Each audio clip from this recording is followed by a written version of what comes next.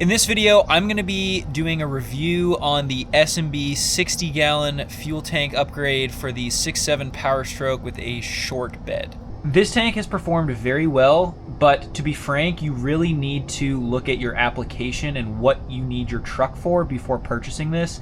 This tank for the short bed trucks is $1,250, so it is not cheap. And if it's something you don't need, I think you're better suited getting yourself one of the auxiliary tanks that sits in your bed.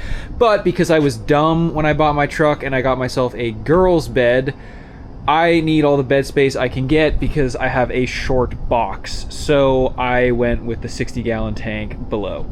So the good things about this tank, just to start off, it is very well made. It integrates really easily with the computer system. You just have to have FORScan to reprogram the distance till empty, and it's pretty ruggedly built. I've taken this on a few off-road trails and scraped it on some rocks, which I'm really not proud of.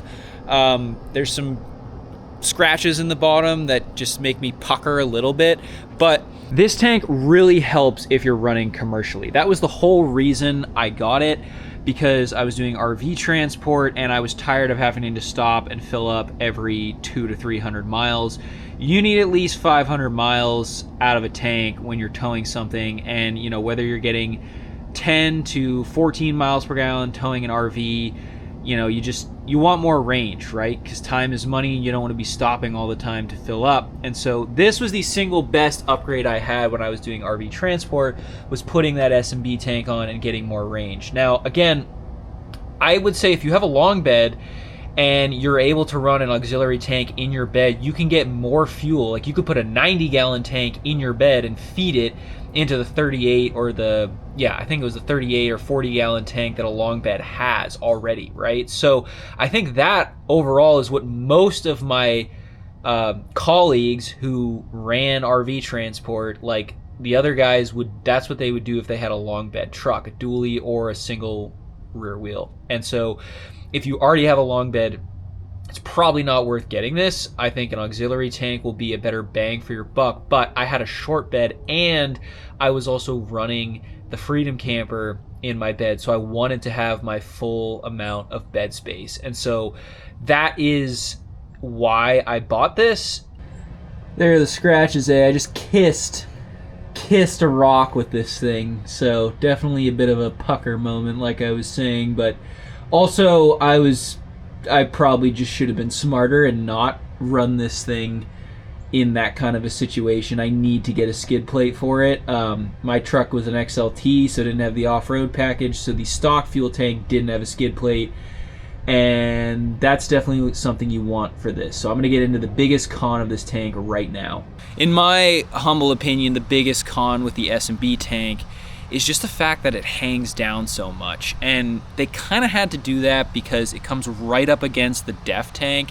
And so to get it to be 60 gallons and justify the cost, S&B dropped the tank down, but it sits really low. And so, I don't know, I guess if you were only doing on-road driving, it wouldn't really be something you'd have to think about at all. But the few times I've gone off-road driving, again, I have a peasant trim level XLT, didn't come with skid plates, so the tank doesn't have a skid plate, and that is an upgrade I think I'm going to do this year, but it just is something to think about. It hangs down a lot, and I wish there was a way that S&B could make it not do that. I realize they're kind of working within the OEM design constraints, you know, with the frame and everything, but my brother does quite a bit of fabrication, so I think I'm just gonna get the OEM skid plate and then we're gonna fabricate some extensions for it to make it rugged, because I'm just tired of being nervous every time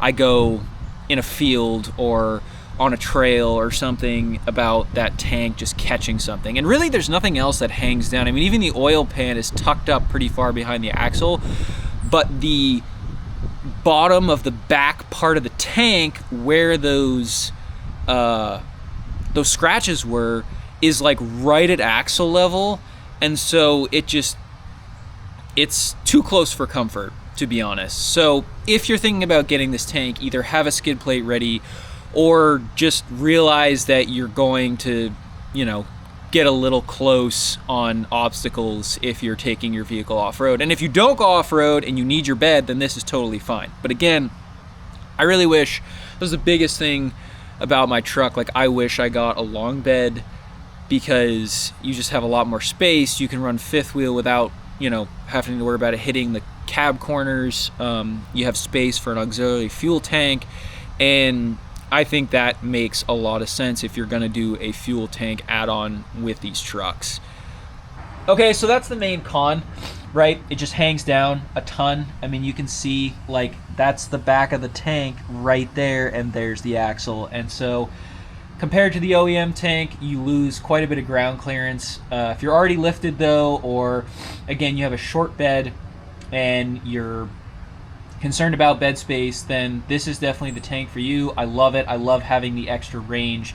I think it makes these trucks worth having, right? Because you have a diesel, you have the range, you can really be strategic when you're filling up, and I think that's a big thing. If you've never run commercial, it's hard to understand that, but again, the whole time is money, and then also with fuel, like the guys that have a 90-gallon tank in their bed and then 40 gallons underneath, you know, you can buy over 100 gallons of fuel. So if you have a spot that's cheap already that you can go to pick up fuel, you're saving yourself that much more money. I mean, as it is now, I can run through entire states that I know are expensive and just avoid buying fuel there and wait until I get to a state that has lower diesel prices. And just that alone makes this thing pay for itself over a longer time horizon. I don't know if I would do this to a truck if I was the type of person that just bought a truck every 2 to 3 years and just always had a payment. You know, this truck is paid off.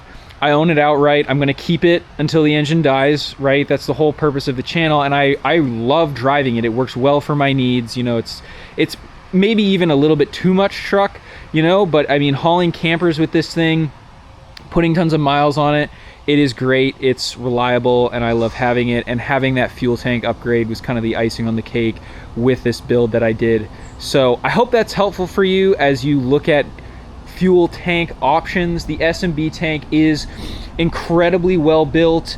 It integrates super well with the Ford Super Duty 6.7 platform. I think S&B is an awesome company.